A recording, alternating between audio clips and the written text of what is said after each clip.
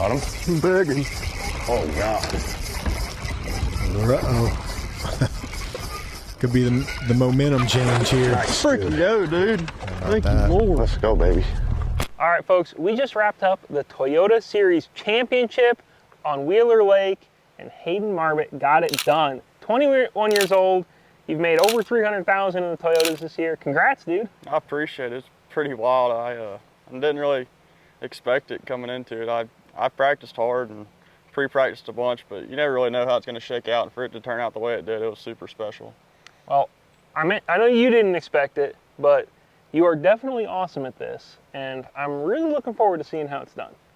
Can we go back out and, I mean, I'm not guaranteeing fish, but like at least look at a couple?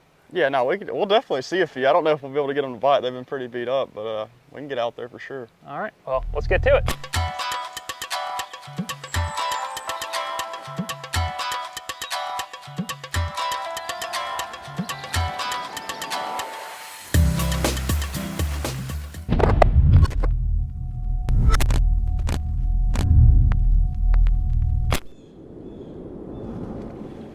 All right, so Hayden, we're out here.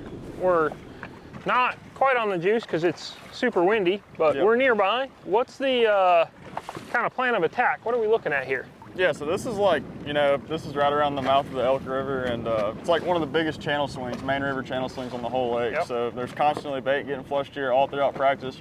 Wind was just ripping right into this side, so everything was kind of getting flushed over here, and it's just kind of like a textbook area. I'm just really just looking for a lot of these like textbook points and swings and stuff like that, just anywhere a smallmouth can pull up and feed. And then also the elk's got a bunch of largemouth, so right here on the mouth of the elk I also got to catch You did have a good variety, yeah. Oh yeah, no doubt. All right. Well, I guess scopes in the water and time to hunt, right? Yeah, we'll go hunt around a little bit. All righty. Like that one right there, you see that? It's like a catfish. Yeah. He's also moving like super slow. Yeah. You see how he just like looks long and skinny? Like the bass are more of kind of like a Rounded? more rounder dot, like just a more plump dot. Okay. He moves a little bit like kind of like a pike would up north or something like that. Yeah. Like I feel like the pike, you really see the length, and I guess Yep. kind of the same deal. Yeah, same thing down here with gar too. And then like you'll see some drum, and they kind of have like, like the face of the nose of the gar is like super hard, like their nose and everything. Like you like can tell it's got like a kind of like a L-shaped return around their nose. It's like, just like a super hard return. All right. And they kind of like glide. They'll like push off and go and push off and go. They kind of just swim differently than a bass. Most of the bass I've been throwing have been just moving super fast. Like it's like with the smallmouth, me and Jake Lawrence were talking about it, you get one shot at them, Yeah. One or two, and then you just have to chase them down because they're moving so fast on the hunt. Like, that's another catfish right there. Yeah, I notice you're not even seeing the bottom sometimes. Like, you're not concerned about what's down there. Yeah, no, it's mostly at least at this point. Mostly just an efficiency thing. Like if it's deeper than 25 foot, I usually can't tell what it is, and I'm not probably ever going to throw at it. And just like with the wind and the waves and moving so fast, I'm looking for ones that are above that 15-foot mark and active in the water, like higher up in that water column, just more active. Makes sense. Try to get him a little closer. Get him.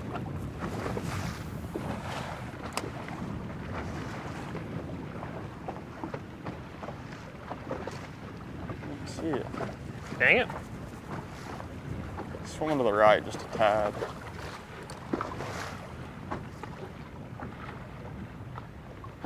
Got him. Got him? I got him. Is it a bass? I don't really know. It seems pretty feisty. Might be a striper. Yeah, it's probably not a bass. All of your bass were jumping too. Yeah. Definitely a striper. Definitely a striper. Look at how fast he's going. Yeah, he's hauling. Hey though, we caught a fish. Yeah. Wrong species, but fun Yeah, still. we'll take it, right? Oh yeah.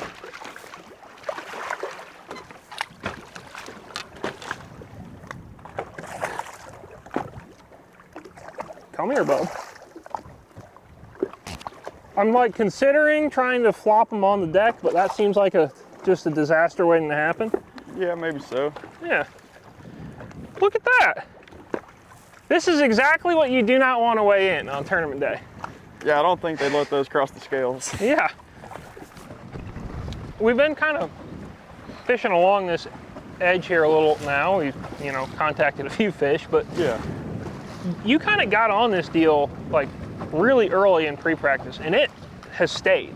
Yeah, it's pretty crazy. You don't usually find something 2 or 3 weeks before the tournament and stick with it. And it's pretty, I just couldn't believe it like stayed that much of the same. But you know, it was also like early on where, you know, I knew it would get better, you know, if it got colder, and it ended up getting warmer. Whenever the first couple of days I came out here pre-practice, we had like our first cold front of the year, and we had like a couple nights in the 30s, and like it was in the 50s while I was out here. But you know, for this tournament, there's no points, nothing like that. You just, it's like I said on stage yesterday, it's the only tournament you can kind of fish stubborn and be like, this is what I'm gonna do, and do it just, and stick with it, and not be like, I'm not gonna do anything else, this is all I wanna do, and just go swing for it. Because, you know, at the end of the day, you're just in this one to win it. There's no other, I mean, and getting a check's nice, but you really just wanna win and qualify for Red Crest. All right, so we moved over to the other side of the lake. It's calm here, it's raining. We love both those things. Yep. And it's kind of the same program, right? Oh yeah. Yeah, this is just like a secondary channel that kind of breaks off the river and swings up against this bank right here. And it wasn't great in the tournament, but it's calm and it's easier for us to fish right now and film. No doubt, yeah. And it is, you know, in theory, the right kind of stuff. Oh yeah, no doubt. I caught some fish here in practice. There's just like, this was super protected by the wind, those 2 days of practice that it blew really hard, and like, probably a lot of there people. was just a line of boats just going up and down through here. I believe it. I just like brained that fish.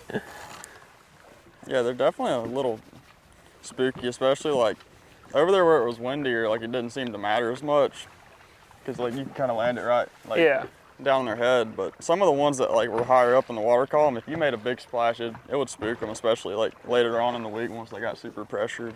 Were you trying to cast like 5 or 10 feet past them all the time, or yeah, I would definitely try to see where they're going? Like, what was it? I would try to lead them, you know, whichever way they were swimming, I'd cast a little bit past them and lead them, especially those smallmouth. As fast as they were swimming, like some of those ones we saw earlier today, they're swimming so fast that you throw right where you see them, you know, they're going to be 5 or 10 foot to the left or right or in front of you or something like that by the time your bait actually kind of gets down to them. And then when, you know, your bait hits the water, you're not letting it sink very far. You're working it almost immediately. Yep. Come on, come on, come on. Yes! Whoa. It's a bass.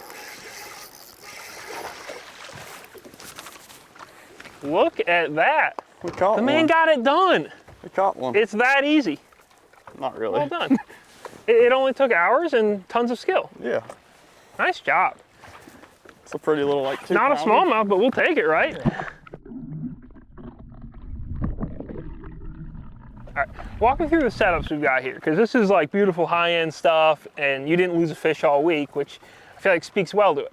Yeah, no, I'm pretty picky with like spinning stuff, and you know, I gotta have a really good drag system and the right rod just to handle it. You know, it's a single bait, it's better than trying to throw like a jerk bait or a treble hook or something at them, but basically just like several different 4 and 5 inch minnow baits. I got on like all the minnow rods, you know, jig head minnow rods I was using are 610 medium light fast NRX pluses, and then like on that one I've got a Shimano Vanquish double handle, and I've got a Shimano Stella double handle on this one. And then just like I had several different jig heads tied on from 1/8 to 1/4, just kind of depending on where they were in the water column, but kind of like the bread and butter for the week was just the 3/16, just all around. You know, it was the easiest high, one. I could kind you could work it right away. Yeah, I could just kind of lock it in my hand and throw it, and then just, you know, you just kind of had to play with it throughout the week because they were seeing a ton of baits, you know. And then I was also throwing a little bit heavier leader, 12-pound leader. Just didn't have to worry about breaking one off. I didn't want to risk breaking one off. I'd almost rather not get the bite than break one off in a tournament like this. I hear you. So Hayden, you had kind of like a lot on the line this week because Red Crest is on the home pond, and you really wanted to. I know you really wanted to make that. So, just what did it feel like when it actually like all came together? It was, I don't know, I was kind of at a loss for words. I didn't really know what to say. You know, I mean, ever since February when I qualified for the championship and heard the championship was out here and knew I could, you know, be able to put some time in out here and have a chance to, you know, have a little bit of a local advantage to say. And because it's close to home. Yeah, it's close to home. I mean, to Ditto is like 28 minutes from my house every morning. It's crazy that I never came out here, but I guess it all worked out. It's pretty wild, you know. It's like you just dream of stuff like that, and then for it to all come together, I don't know if it'll set in for a couple weeks or how long it'll take to set in, and just being able to fish red crest is gonna be super cool, and on my home lake is even cooler. Yeah, that'll be pretty awesome. I feel like you told me maybe back in the winter when you won there that like you'd idled all of Gunnersville like twice or something like that, which maybe I'm just making up words, but I've idled a bunch out there. You could idle a lot more of it too. Yeah, no, there's and lake, again, it's a big lake. No, you'll miss things, and there's always something to learn. I learn something new every day I go out there. Oh, I tell you what, it was awesome watching you win this week. Obviously a technique that you're a master of, and it was a cool tournament. Like the fact that Keith caught him so good on day 2 was like really made it a really fun tournament. Maybe not as fun for you, but for folks watching, it made it really fun, and it was great to see you get the win. No doubt, yeah, that was a giant bag, and it was definitely a little scary, but I'm just glad it all played out. We were able to stay pretty consistent every day and end up getting the win, and I'm looking forward to Red Crest here in a couple months. All right, well, congrats, dude. Thank you.